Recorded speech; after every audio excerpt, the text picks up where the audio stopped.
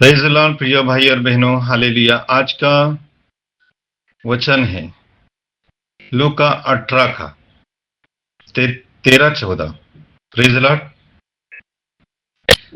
हे परमेश्वर, मुझ पापी पर दया कर। Praise the Lord, hallelujah. हे परमेश्वर, मुझ पापी पर दया कर। आज की जो कहानी है वो ऐसा दर्शाती है कि अंदर वाला और बाहर वाला, अंदर वाला जो है और बाहर वाला जो है, अंदर वाला फरीसी और बाहर वाला चुंगी लेने वाला। तो प्रियो, मेरे प्रियो, प्रवचन का आज का प्रवचन है अंदर वाला फरीसी और बाहर वाला चुंगी लेने वाला। सच्ची धार्मिकता क्या है? Praise the Lord, hallelujah. भाई और बहनों, आज हम एक बहुत गहरे आत्मिक सत्य को समझने जा रहे हैं जो हमें बाइबल में यीशु मसीह की एक दृष्टांत के द्वारा सिखाया गया है, जिसमें दो व्यक्ति मंदिर में प्रार्थना करने गए। Praise the Lord. दो व्यक्ति मंदिर में प्रार्थना करने गए, एक फरीसी और एक चुंगी लेने वाला। Praise the Lord. इसका मतलब एक फरीसी अपने आप को धार्मिक समझता है और एक चुंगी लेने वाला जो टैक्स कलेक्टर था।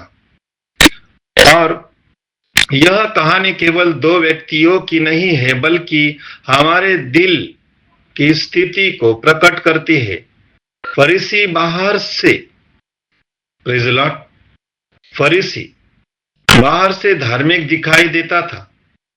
वह उपवास करता था, दशमांश देता था, नियमों का पालन करता था, परमेश्वर, प्रेज़ द लॉर्ड, हालेलुया, और प्रार्थना में खड़े होकर परमेश्वर से प्रार्थना करता था।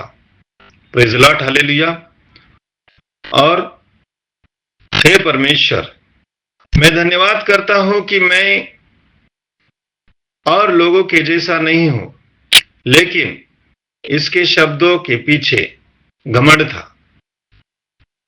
तुलना थी और अपने आप को ऊंचा समझने की भावना थी।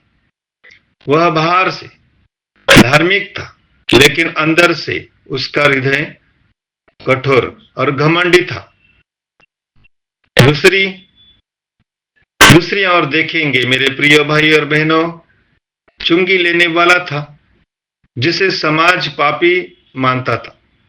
वह दूर खड़ा रहा, आंखें ऊपर उठाने की हिम्मत नहीं हुई। उसने अपने सीने पर हाथ रखकर, प्रेज़ द लॉर्ड, उसने अपने सीने पर हाथ मारकर, हे परमेश्वर, मुझ पापी पर दया कर, उसके पास दिखाने के लिए कोई धार्मिक काम नहीं था, लेकिन उसके अंदर नम्रता थी, टूटापन था, सच्चा पश्चाताप था। और यही कारण है कि यीशु मसीह ने कहा कि चुंगी लेने वाला धर्मी ठहराया गया, न कि फरीसी। Praise the Lord, hallelujah.